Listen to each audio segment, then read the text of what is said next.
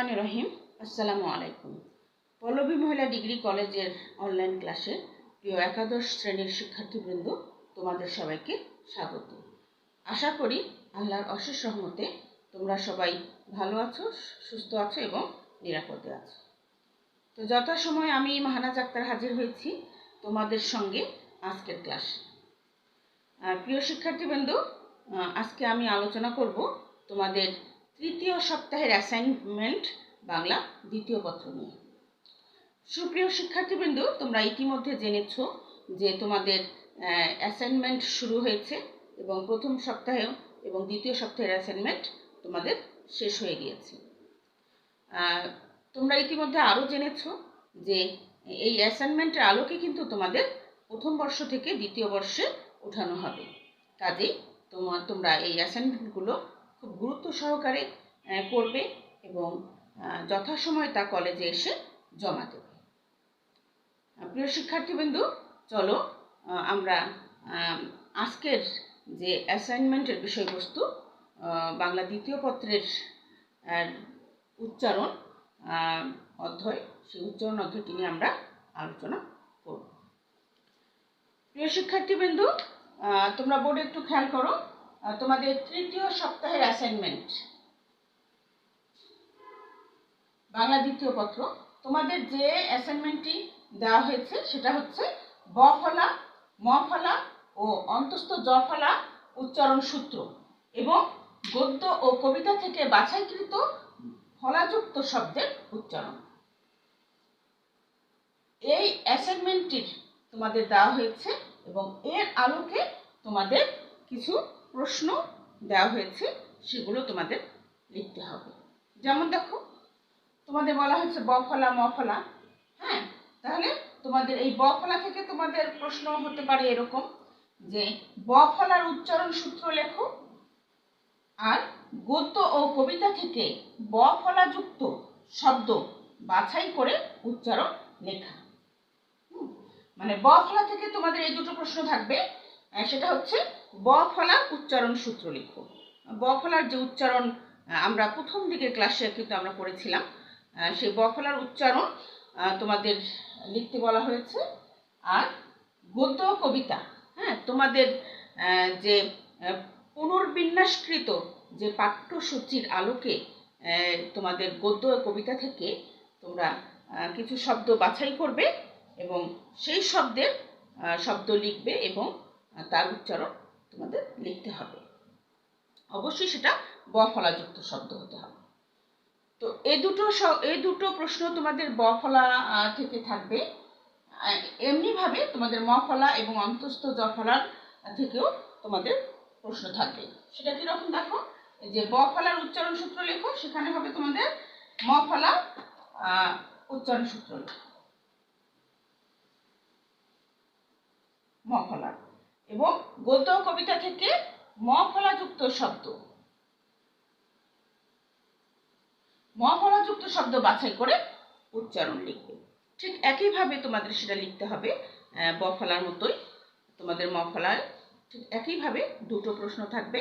একটা হলো ম ফলার উচ্চারণ সূত্র, আর একটা হলো তোমাদের যে পাঠ্য পুস্তক আছে বাংলা প্রথম পত্র, সেই গদ্য এবং কবিতা থেকে তোমরা ম ফলাযুক্ত কিছু শব্দ বাছাই করবে এবং সেই শব্দ তোমরা খাতায় লিখবে এবং পাশে উচ্চারণটা লিখতে হবে। এমনিভাবে তোমাদের অন্তস্থ জ ফলা, ঠিক এমনিভাবে প্রশ্ন তোমাদের থাকবে যে অন্তস্থ জ ফলা উচ্চারণ সূত্র লিখো, গদ্য কবিতা থেকে অন্তস্থ জ ফলা যুক্ত শব্দ বাছাই করে উচ্চারণ লিখো।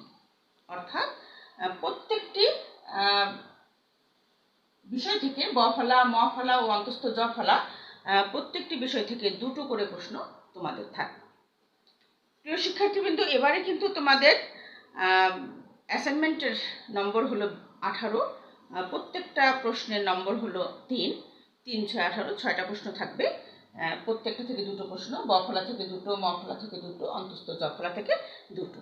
একটা হলো উচ্চারণ সূত্র, আরেকটা হলো তোমাদের গদ্য এবং কবিতা থেকে ব ফলাযুক্ত বাছাই করে লিখবে, ম ফলাযুক্ত শব্দ বাছাই করে লিখবে এবং অন্তস্থ জ ফলাযুক্ত শব্দ বাছাই করে লিখবে।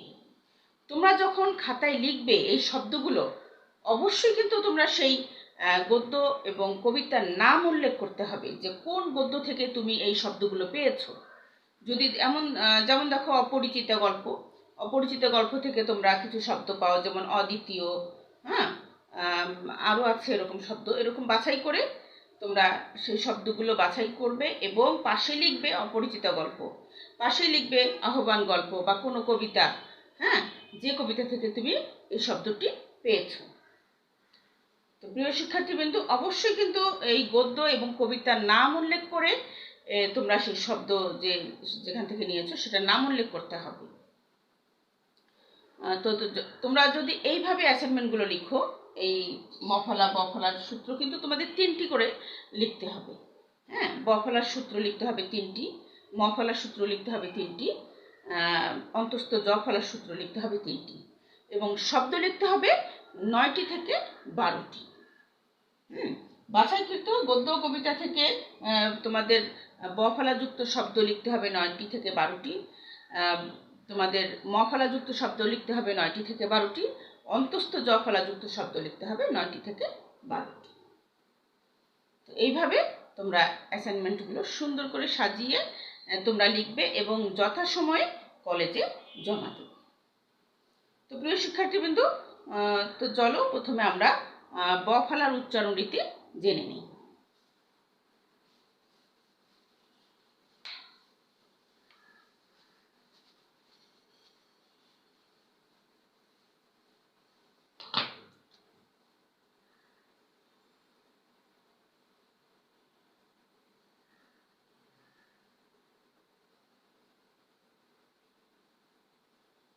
বফলার উচ্চারণ সূত্র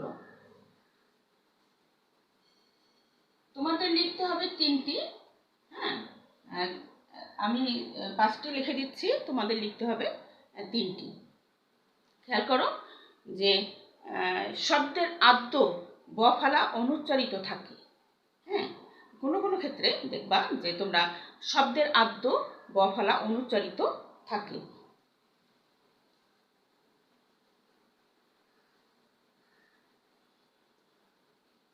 শব্দের আদ্য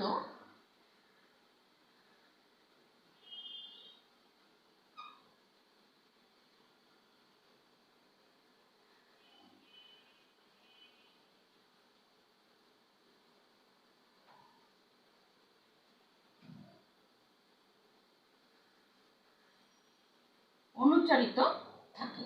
যেমন দেখো, তোমরা অবশ্যই কিন্তু 2টো করে তোমরা উদাহরণ দিবে।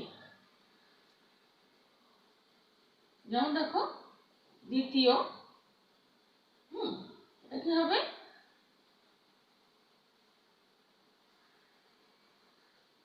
দ্বিতীয়, মানে এই দয়ের পরে যে বফলাটা আছে সেটা অনুচ্চারিত থাকবে, মানে উচ্চারণ হবে না। অনুরূপভাবে দেখো যে ত্বক,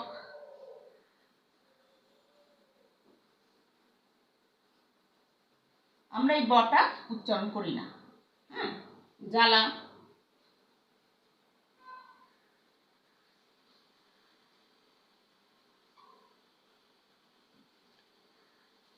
প্রিয় শিক্ষার্থীবৃন্দ, তোমরা এইভাবে সূত্রগুলো লিখবে 1 নাম্বার দিয়ে, যে শব্দের আদ্য বফলা অনুচ্চারিত থাকে। যেমন দ্বিতীয়, দ্বিতীয়, ত্বক, ত্বক, জ্বালা, জ্বালা, মানে ব উচ্চারিত হয় না।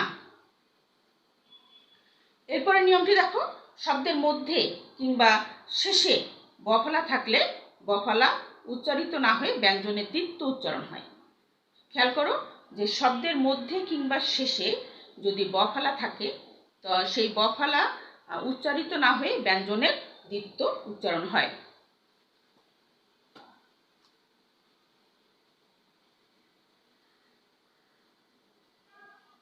শব্দের মধ্যে কিংবা শেষে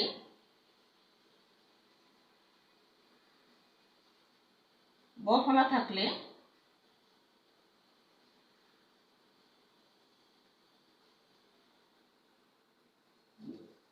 সে ব ফলা উচ্চারিত না হয়ে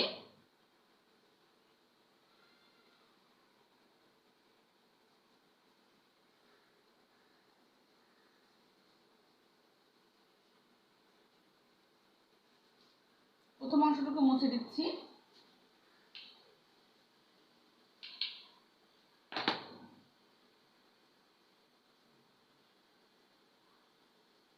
উচ্চারিত না হয়ে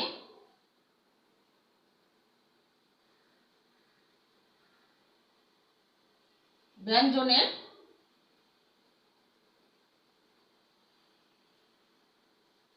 দ্বিত্ব উচ্চারণ হয়।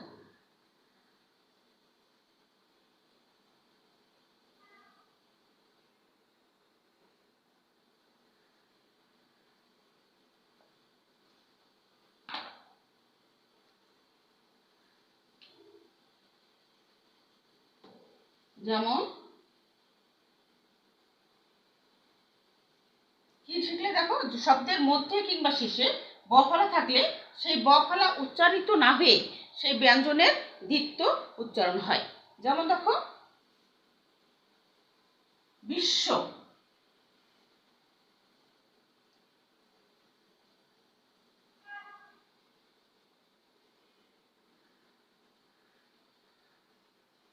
বিশ্ব। খেয়াল করো, এই যে তালিব স ব্যঞ্জন বর্ণ, তার সঙ্গে যে ব আছে সেই বটা কিন্তু উচ্চারিত হচ্ছে না, তার বদলে কি হচ্ছে, সেই ব্যঞ্জনের দ্বিত্ব মানে দুইবার উচ্চারণ হচ্ছে। অনুরূপভাবে দেখো, বিদ্যান,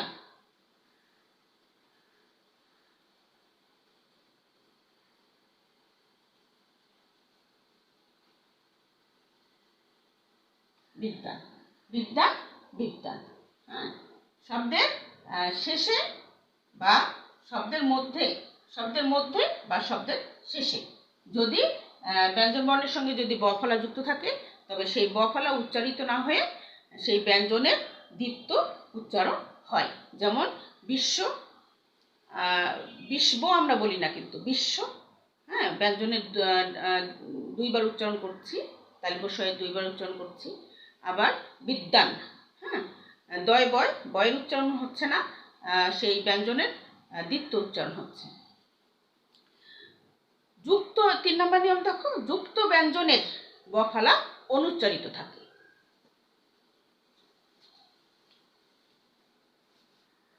3 নম্বর নিয়মটি দেখো,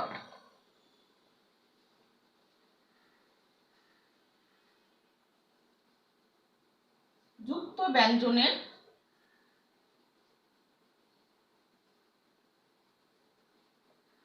ব্যঞ্জনের ব ফলা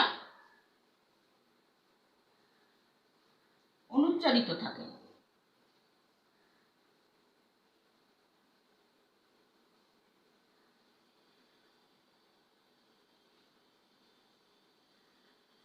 যেমন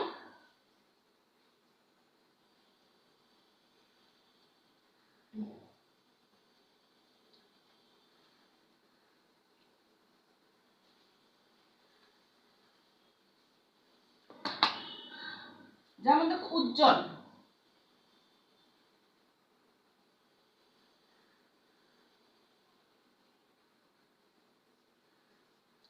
এই যুক্ত ব্যঞ্জন, ব্যঞ্জন কিন্তু যুক্ত ব্যঞ্জন, জয় জয়, জয় জয়ের সঙ্গে যে বটা আছে সেই বটা উচ্চারিত হচ্ছে না, হ্যাঁ, মানে অনুচ্চারিত থাকছে। যেমন দেখো,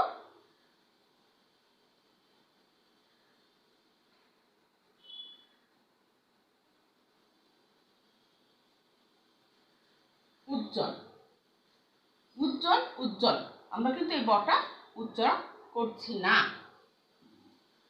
এরকম আরো আছে, দেখো তত্ত্ব,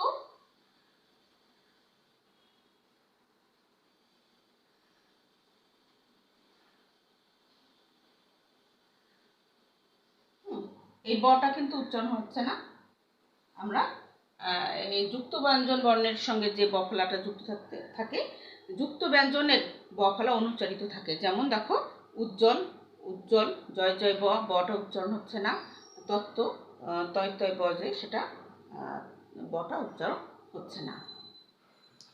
4 নম্বর নিয়মটি দেখো, যে সন্ধি বা সমাসবদ্ধ পদের ব ফলা অবিকৃতভাবে উচ্চারিত হয়। এতক্ষণে 3টা নিয়মের মধ্যে কিন্তু অনুচ্চারিত থাকে ব ফলা। এখন কিন্তু আমরা জানব যে সন্ধি বা সমাসবদ্ধ পদের ব ফলা অবিকৃতভাবে উচ্চারিত হয়।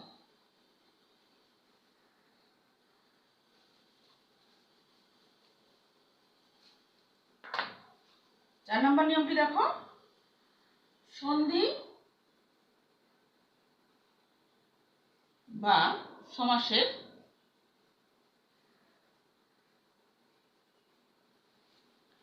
সন্ধি বা সমাসবদ্ধ পদের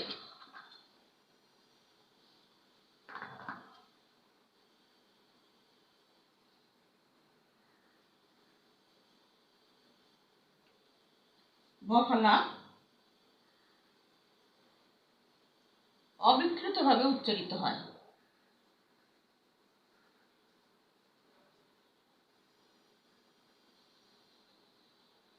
অবিকৃতভাবে উচ্চারিত হয়।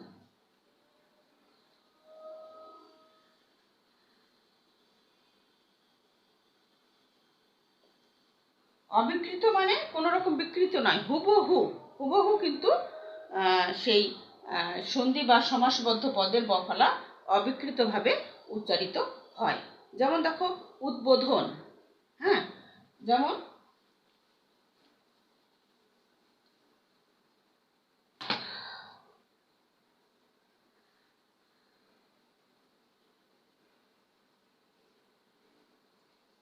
উদ্বোধন,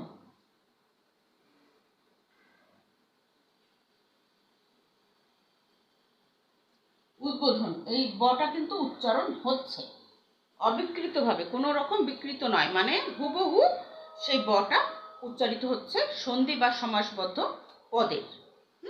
অনুরূপভাবে দিগ্বিজয়,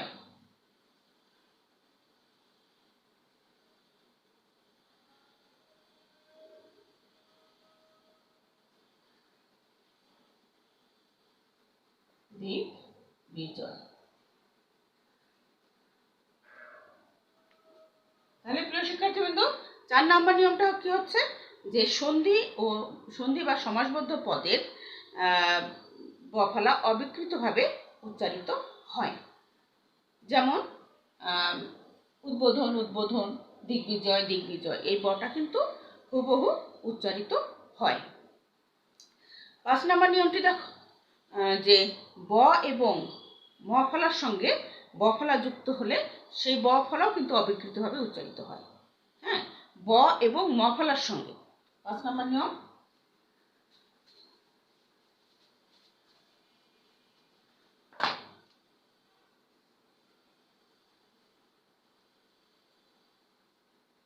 ব বা ম এর সঙ্গে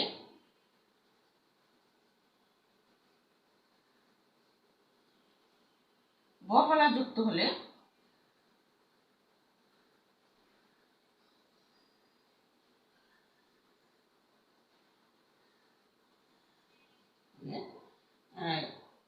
সেই ব ফলা অবিকৃতভাবে উচ্চারিত হয়।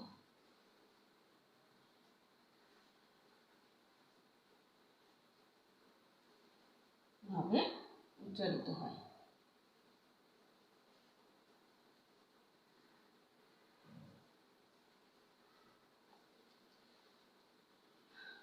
ব বা ম এর সাথে যদি ব ফলা যুক্ত হয় তবে সে ব এর উচ্চারণ অবিকৃত থাকে।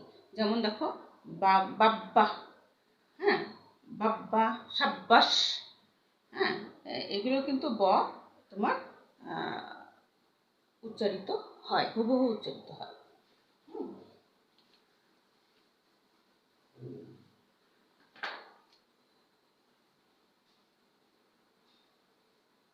বাব্বা, তাহলে কি হবে এখানে? তাহলে এই অবিকৃতভাবে উচ্চারিত হচ্ছে বাব্বা, সাব্বাস ইত্যাদি। প্রিয় শিক্ষার্থীবৃন্দ, এই ব ফলার এই 5টি নিয়মের মধ্যে থেকে তোমরা যে কোনো 3টি নিয়ম তোমাদের অ্যাসাইনমেন্টে লিখবে এবং অবশ্যই প্রত্যেকটা নিয়মের মধ্যে দুটো করে উদাহরণ দিবে। এরপরে তোমাদের পাঠ্যপুস্তকের অন্তর্গত যে তোমাদের এবার যে নতুনভাবে যে সিলেবাস তৈরি করা হয়েছে, সেই সিলেবাসের অন্তর্ভুক্ত যে কবিতা এবং গদ্যগুলো আছে, সেখান থেকে তোমরা এই বফলাযুক্ত শব্দ বাছাই করবে। বাছাই করার পর সেই শব্দগুলো প্রথমে খাতায় লিখবে, এরপরে তার উচ্চারণ লিখবে। এবং অবশ্যই কোন কবিতা বা কোন গদ্য থেকে তোমরা নিয়েছো সেটাও কিন্তু তোমাদের লিখতে হবে। প্রিয় শিক্ষার্থীবৃন্দ, এখন আসো আমরা ম ফলার উচ্চারণ নিয়ম জেনে নিই।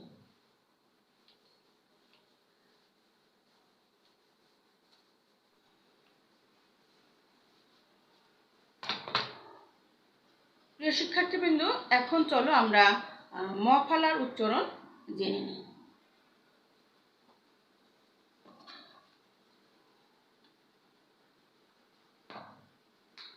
ম ফলা।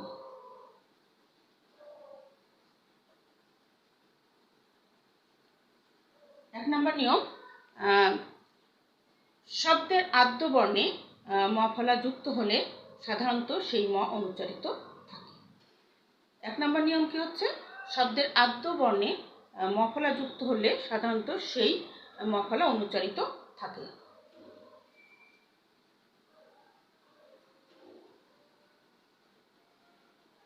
শব্দের আদ্য বর্ণে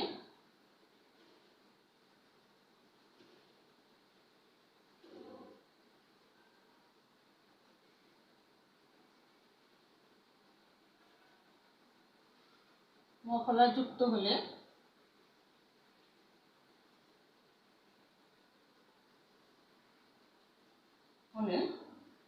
সেই ম ফলা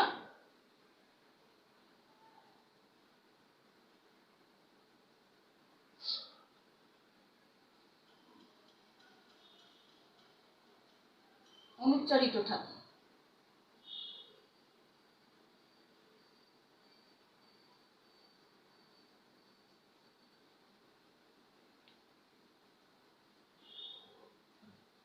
যেমন যেমন দেখো, স্মরণ।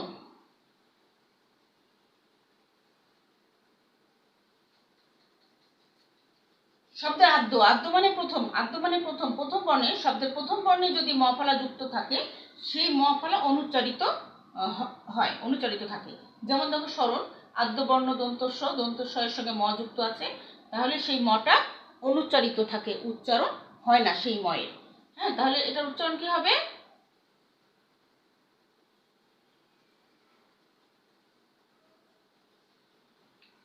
প্রিয় শিক্ষার্থীবৃন্দ, এখানে একটা জিনিস, একটা বিষয় তোমরা খেয়াল করবে যে যে বর্ণের সঙ্গে ম ফলা যুক্ত থাকে সেই ম ফলা যদি অনুচ্চারিত হয়, মানে উচ্চারণ না হয়, তাহলে যে বর্ণের সঙ্গে ওই ম ফলাটি যুক্ত থাকে সেই বর্ণের উচ্চারণ সানুনাসিক হয়। হ্যাঁ, সানুনাসিক, নাসিক্য বর্ণ সানুনাসিক মানে যেটা নাক দিয়ে আমরা উচ্চারণ করি এবং চন্দ্রবিন্দু বসায় সেই বর্ণের। তাহলে কি হলো?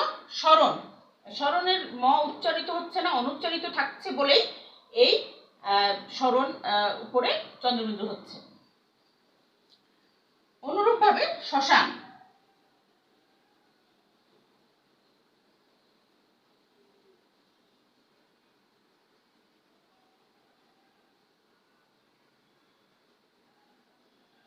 অনুরূপভাবে মটা উচ্চারণ হচ্ছে না, এই জন্য সেই শব্দটির উচ্চারণ সানুনাসিক হচ্ছে। সানুনাসিক হলেই কিন্তু সেটা সেই শব্দের উপরে চন্দ্রবিন্দু তোমাদের দিতে হবে। প্রিয় শিক্ষার্থীবৃন্দু, ম ফলার ক্ষেত্রে কিন্তু এই নিয়মটি প্রযোজ্য। তোমরা সবসময় মনে রাখবে, এই ম ফলার যখন নিয়মটি তোমরা শিখবে তখন কিন্তু এটা মনে রাখবে যে ম ফলা যদি অনুচ্চারিত হয়, মানে উচ্চারণ না হয় ম ফলার, তবে সেই শব্দের উপরে তোমরা চন্দ্রবিন্দু ব্যবহার করবে, অর্থাৎ সেই শব্দের উচ্চারণ সানুনাসিক হবে। 2 নম্বর নিয়মটি দেখো, যে শব্দের মধ্যে ম ফলা যুক্ত হলে সংযুক্ত ব্যঞ্জনের দ্বিত্ব উচ্চারণ হয়ে থাকে। শব্দের মধ্যে যদি ম ফলা যুক্ত থাকে তবে সংযুক্ত ব্যঞ্জনের মফলা দ্বিত্ব উচ্চারণ হয় শব্দের মধ্যে মফলা যুক্ত হলে।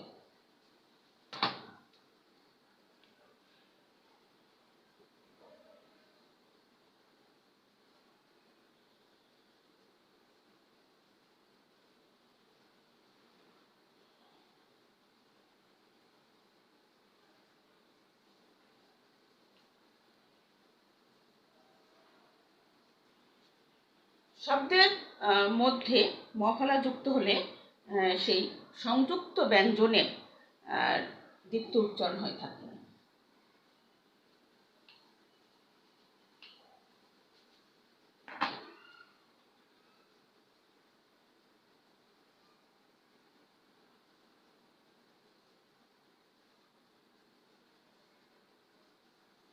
ব্যঞ্জনের দ্বিত্ব উচ্চারণ হয়ে থাকে।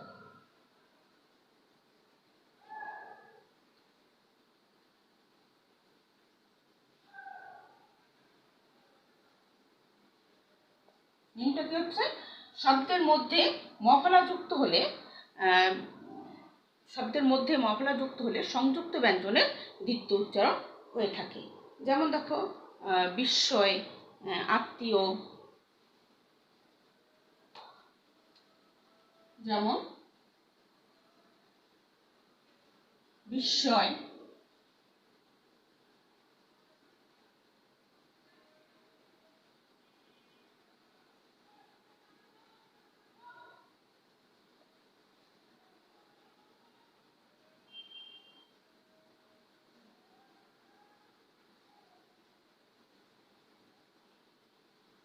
আত্মীয়।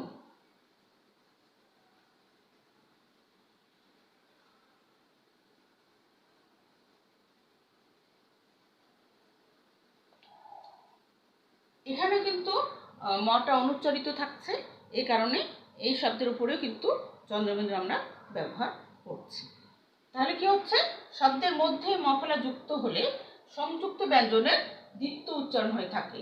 সংযুক্ত ব্যঞ্জন এই যে ব্যঞ্জনের সঙ্গে ম ফলাটি যুক্ত থাকছে সেই বর্ণটি দুইবার উচ্চারিত হয়। হ্যাঁ, এই বিস্ময় দুইবার উচ্চারণ হলো, আত্মীয়তা দুইবার উচ্চারণ হলো। অনুরূপভাবে কিন্তু শব্দের শেষে, আমরা বলেছি শব্দের মধ্যে, অনুরূপভাবে শব্দের শেষে মফলা যুক্ত হলেও কিন্তু ওই একই নিয়ম, শুধু একটা হবে শব্দের মধ্যে আর পরের নিয়মটি হবে শব্দের শেষে। হ্যাঁ, একটু খেয়াল করো।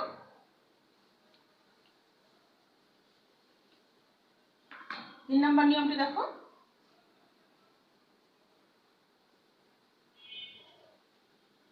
শব্দের শেষে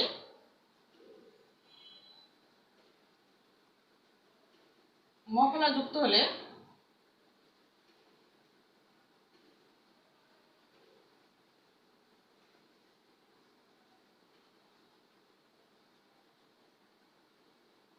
শব্দের শেষে মফলা যুক্ত হলে সেই সংযুক্ত ব্যঞ্জনের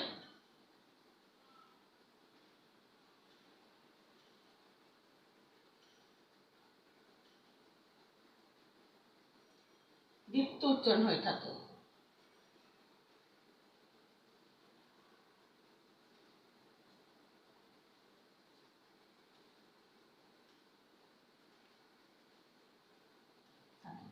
যেমন দেখো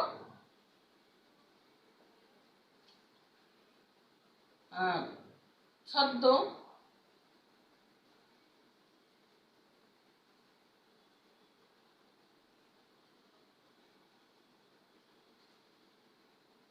পদ্ম,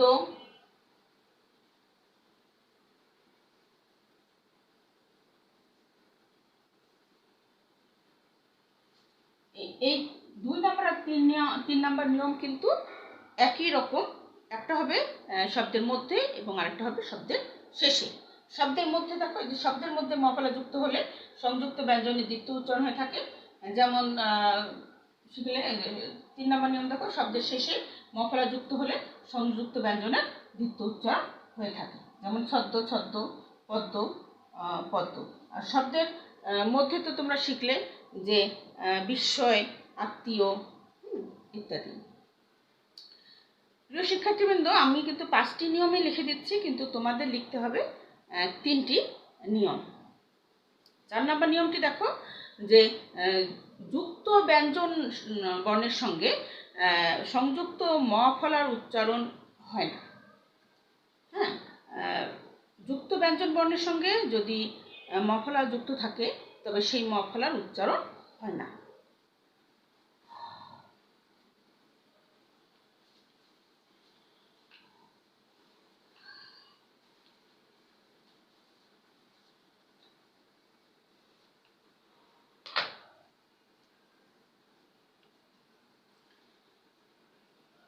যুক্ত ব্যঞ্জন বর্ণের সঙ্গে সংযুক্ত ম ফলার উচ্চারণ হয় না।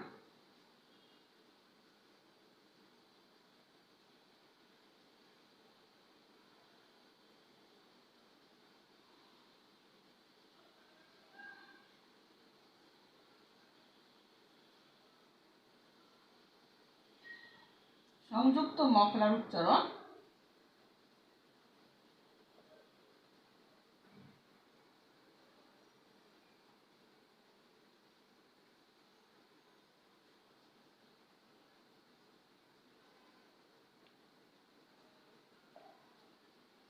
যুক্ত ব্যঞ্জন বর্ণের সঙ্গে সংযুক্ত ম ফলার উচ্চারণ হয় না। যেমন দেখো সূক্ষ্ম, যেমন দেখো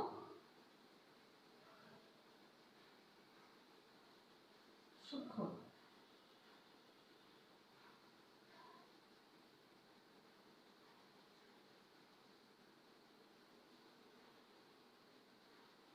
অনুরূপভাবে তুমি দেখো আরো আছে যক্ষা,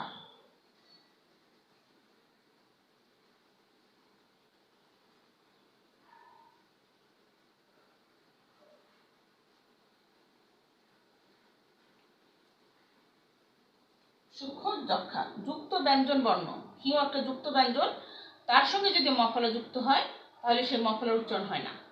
আবার এই যে ক্ষীয় কিন্তু যুক্ত ব্যঞ্জন, তার সঙ্গে ম ফলা যুক্ত হয়েছে, এই কারণে ম ফলা উচ্চারিত হয় না। আর আমরা জানি যে ম ফলা অনুচ্চারিত থাকলে সেই শব্দের উচ্চারণ সানুনাসিক হয়।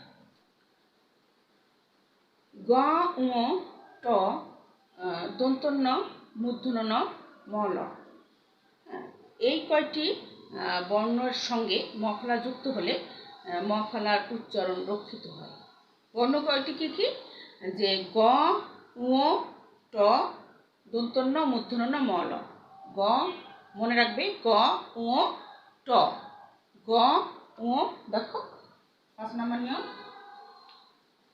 গ উ ট দন্তন্য মূর্ধন্য ন ম ল।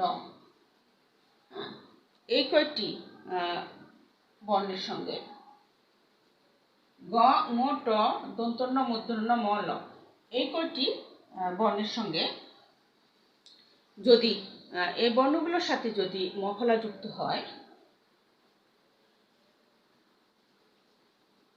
বর্ণগুলোর সঙ্গে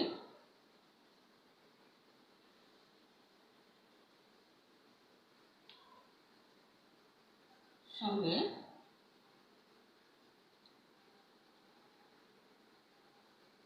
ম ফলা যুক্ত হলে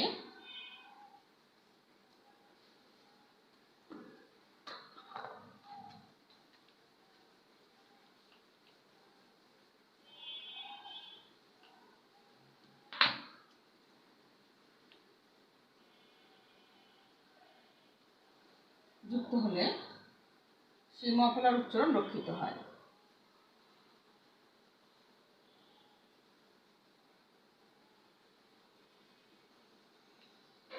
উচ্চারণ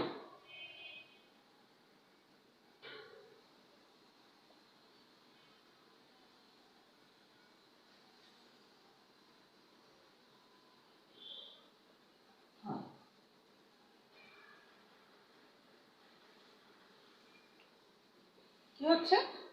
কয়টি বর্ণ? যে গ উ ট, গ উ ট দন্তন্য মূর্ধন্য ন এবং ম ল, এই বর্ণগুলোর সাথে ম ফলা যুক্ত হলে ম এর উচ্চারণ ম ফলার উচ্চারণ রক্ষিত হয়। যেমন যুগ্ম, যুগ্ম, জন্ম, জন্ম। হ্যাঁ, দেখো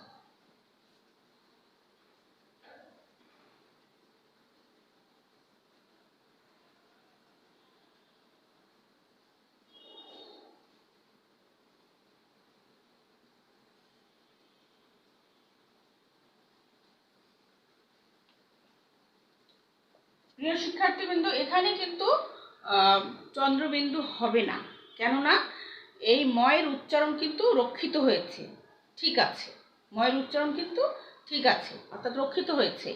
এ কারণে এই শব্দগুলো সানুনাসিক হবে না। আর সানুনাসিক না হলেই তো চন্দ্রবিন্দু আমরা ব্যবহার করব না। আগের আগের যে নিয়মগুলো শিখলাম, আমরা তখন যে নিয়মগুলো শিখলাম, সেই নিয়মের মধ্যে কিন্তু ম ফলার উচ্চারণ হয়নি, অনুচ্চারিত ছিল। আর অনুচ্চারিত থাকলেই সেই শব্দটির উচ্চারণ সানুনাসিক হবে। আর এখানে যেহেতু ম ফলার উচ্চারণ রক্ষিত হয়েছে, সে কারণে এই ম শব্দগুলোর উপরে চন্দ্রবিন্দু আমরা ব্যবহার করিনি এবং শব্দগুলো সানুনাসিক হয়নি।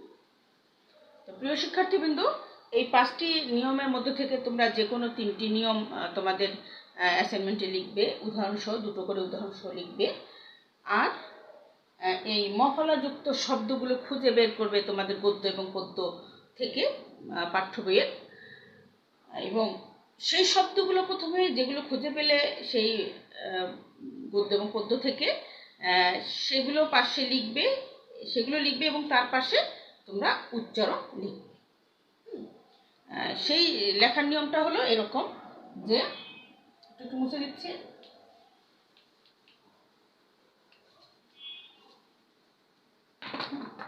সেটা হবে এরকম: শব্দ এবং উচ্চারণ।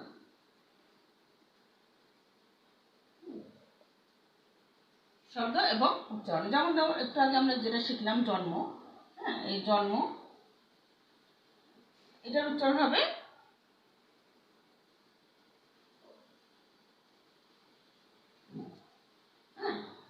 শব্দটা জন্ম, উচ্চারণ এটা। হ্যাঁ, হয়তো এটা যে ইয়ে থেকে পেলে সেইটার নাম লিখবে, অপরিচিত থেকে পেলে না আহ্বান থেকে পেলে, হ্যাঁ, এরকম যেটা থেকে পাও সেটার নাম এখানে লিখবে।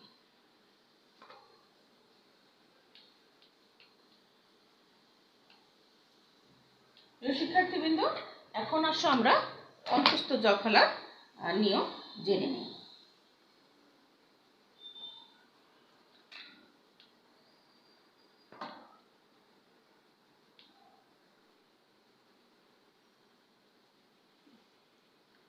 জ ফলার উচ্চারণ সূত্র। প্রিয় শিক্ষার্থীবৃন্দ, জ ফলার উচ্চারণ সূত্রের মধ্যে প্রথমে আসো 1 নম্বরে, যে আদ্যবর্ণে জ ফলা যুক্ত হলে জ ফলা যুক্ত ব্যঞ্জনটি একারান্ত উচ্চারণ হবে। আদ্য মানে শব্দের শুরুতে, আদ্য বর্ণে যদি জ ফলা যুক্ত হয়, তাহলে জ ফলা যুক্ত ব্যঞ্জনটি একারান্ত উচ্চারণ হবে। আদ্য বর্ণে জ ফলা যুক্ত হলে, খেয়াল করো,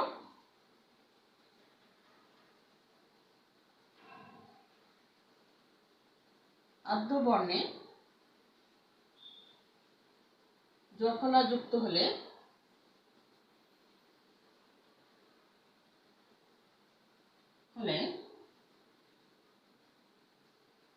আদ্য বর্ণে জ ফলা যুক্ত হলে জ ফলা যুক্ত ব্যঞ্জনটি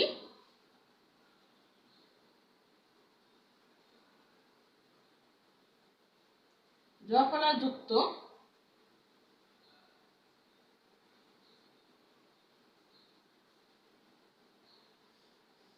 ব্যঞ্জনটি একারান্ত উচ্চারণ হবে।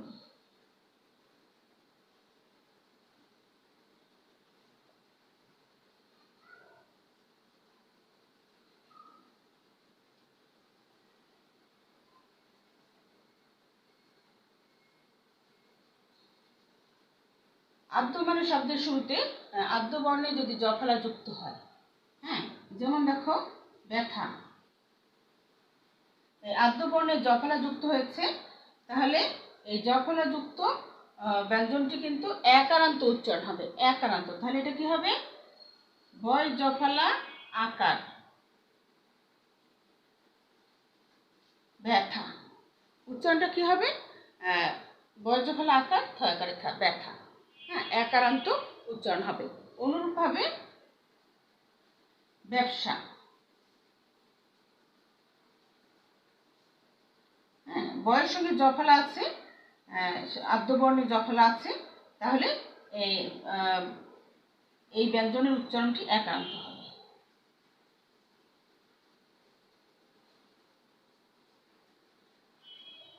ব্যথা ব্যথা, ব্যবসা ব্যবসা। তাহলে 1 নম্বর নিয়ম কি হচ্ছে? আদ্যবর্ণে জফলা যুক্ত হলে জফলা যুক্ত ব্যঞ্জনটি একারান্ত উচ্চারণ হবে। যেমন ব্যথা ব্যথা, ব্যবসা ব্যবসা। এরপরে নিয়মটি আসো যে আদ্য জফলা যুক্ত ব্যঞ্জনের পরে, দেখো আদ্য জফলা যুক্ত, এটা একটু মুছে দিচ্ছি।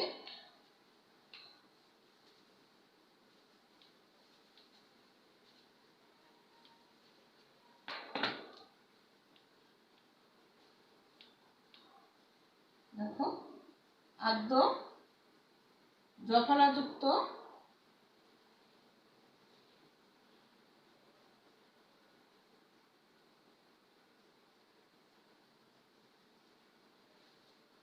আদ্য জফলা যুক্ত ব্যঞ্জনের পরে আকার থাকলে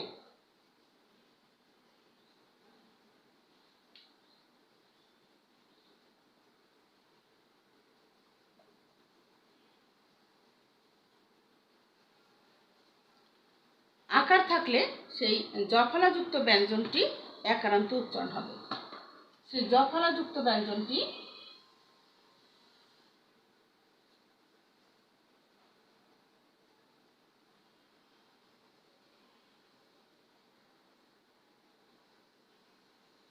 একারান্ত উচ্চারণ হবে।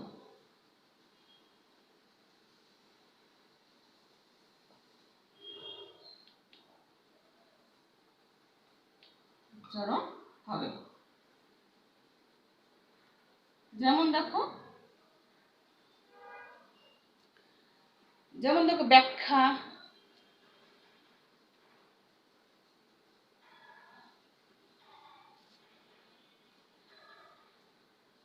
এটার উচ্চারণও কিন্তু একই হবে। হ্যাঁ, একারান্ত হবে, এর মতো উচ্চারণ হবে।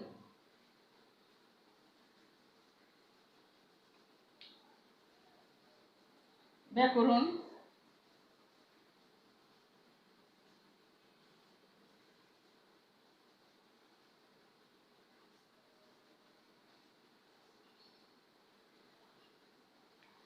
অর্থাৎ আদ্য জফলা যুক্ত ব্যঞ্জনের পরে যদি আকার থাকে, এই যে আদ্য জফলা যুক্ত ব্যঞ্জন তার সঙ্গে যদি আকার থাকে, তাহলে সেই জফলা যুক্ত ব্যঞ্জনটি উচ্চারণ একারান্ত হবে।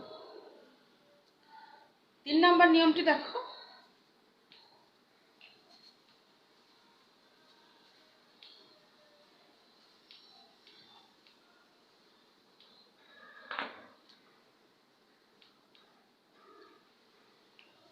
আদ্য জফলার পরে যদি হ্রস্বইকার কিংবা দীর্ঘইকার থাকলে সেই জফলাযুক্ত ব্যঞ্জন একারান্ত উচ্চারিত হবে। হ্যাঁ, মানে এই জফলাযুক্ত ব্যঞ্জনটি একারান্ত উচ্চারিত হবে। তাহলে কি হচ্ছে? আদ্য জফলার পরে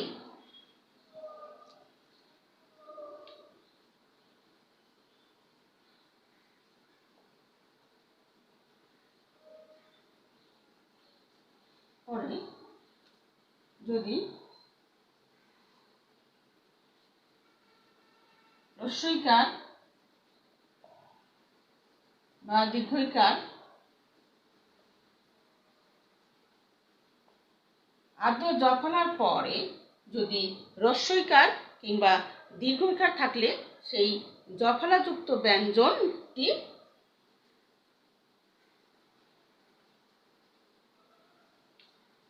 জফলাযুক্ত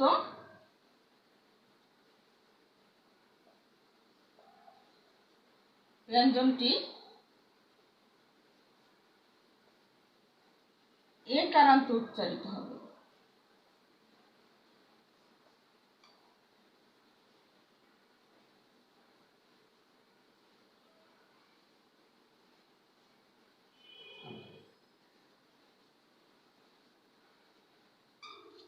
যেমন দেখো ব্যতীত, ব্যক্তি,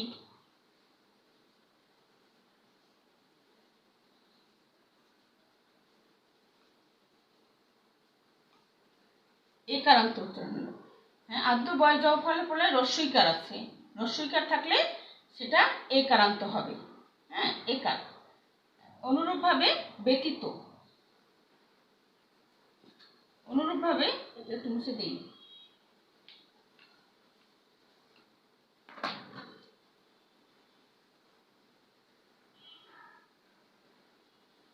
ব্যতীত,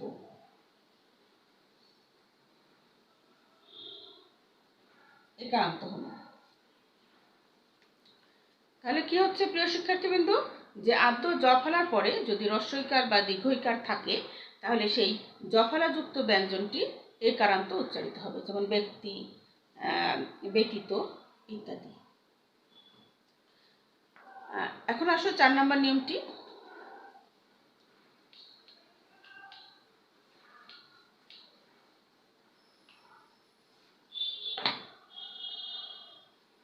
মধ্য ও অন্ত জফলা ব্যঞ্জনকে দ্বিত্ব করে। হ্যাঁ, মধ্য এবং অন্ত জফলা,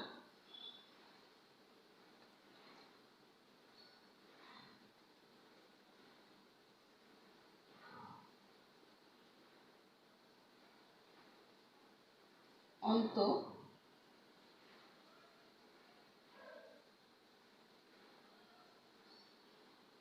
জফলা ব্যঞ্জনকে দ্বিত্ব করে।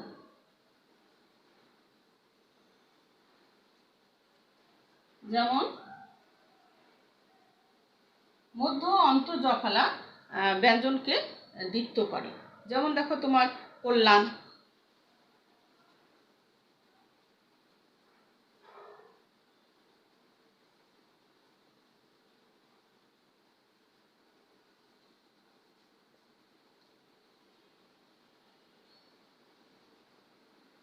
কল্যাণ, কল্যাণ। হ্যাঁ, মানে এই মধ্য জফলা এই ব্যঞ্জনকে দ্বিত্ব করলো, মানে দুইবার উচ্চারণ করলো। অনুরূপভাবে বন্যা,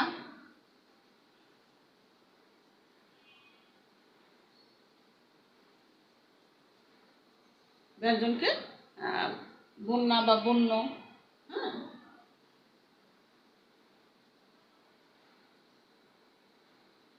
ব্যঞ্জনকে দ্বিত্ব করে। প্রিয় শিক্ষার্থীবৃন্দ, 5 নম্বর নিয়মটি দেখো, যে সংযুক্ত ব্যঞ্জনের সঙ্গে যদি যুক্ত মধ্য ও অন্ত জফলা অনুচ্চারিত থাকে, সংযুক্ত ব্যঞ্জনের সঙ্গে যুক্ত মধ্য ও অন্ত জফলা অনুচ্চারিত থাকে।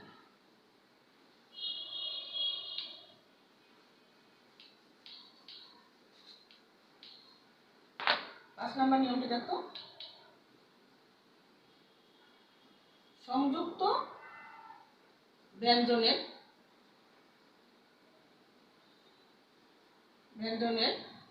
সঙ্গে যুক্ত মধ্য ও অন্ত জফলা অনুচ্চারিত থাকে।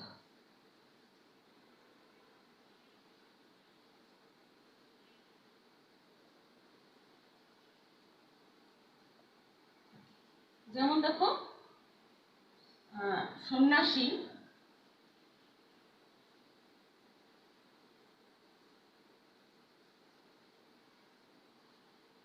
সন্ন্যাসী।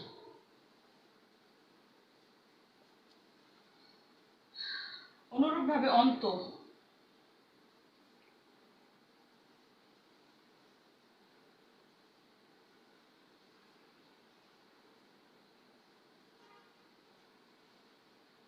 তাহলে কি হচ্ছে, সংযুক্ত ব্যঞ্জনের সঙ্গে যুক্ত মধ্য ও অন্ত জফলা। হ্যাঁ, সংযুক্ত ব্যঞ্জন, এই সংযুক্ত ব্যঞ্জন নয় নয়, হ্যাঁ, এখানে এটা এই যুক্ত ব্যঞ্জনটি কিন্তু মধ্যখানে অবস্থিত। হ্যাঁ, এই জন্য বলেছে মধ্য, এবং অন্ত মানে শেষ। হ্যাঁ, এখানে কিন্তু শেষ শেষ জফলা যুক্ত হয়েছে শেষে। তাহলে কি হচ্ছে, মধ্য এবং অন্ত জফলা অনুচ্চারিত থাকে, উচ্চারণ হয় না। সন্ন্যাসী, এই নয় নয়ের উচ্চারণ হচ্ছে, জফলার উচ্চারণ হচ্ছে না। অন্ত, এই জফলার উচ্চারণ হচ্ছে না। প্রিয় শিক্ষার্থীবৃন্দ, এই জফলা নিয়মের এই 5টি নিয়মের মধ্যে যে কোনো 3টি নিয়ম তোমরা লিখবে অ্যাসাইনমেন্টে, এবং অবশ্যই প্রত্যেকটা নিয়ম থেকে 2টো করে উদাহরণ দেবে। আর এই বই থেকে, পাঠ্য বই থেকে অন্তস্থ জফলার 9টি থেকে 12টি শব্দ খুঁজে বের করে সেই শব্দগুলো লিখবে এবং তার পাশে উচ্চারণ লিখবে। এবং অবশ্যই কোন অধ্যায় থেকে নিয়েছো গদ্য বা কবিতা, সেই গদ্য বা কবিতার নাম তোমাদের লিখতে হবে। এই যে নামটি খুঁজে বের করবে, এটাই তোমাদের কিন্তু সৃজনশীলতা। হ্যাঁ, খুঁজে বের করবে, লিখবে, হ্যাঁ, গুছিয়ে লিখবে, সুন্দর করে গুছিয়ে তোমরা অ্যাসাইনমেন্ট তৈরি করবে, এবং নির্দিষ্ট সময়ে তোমরা অ্যাসাইনমেন্ট জমা দেবে। তো প্রিয় শিক্ষার্থীবৃন্দ, তোমরা সবাই ভালো থাকো, সুস্থ থাকো। আল্লাহ হাফিজ।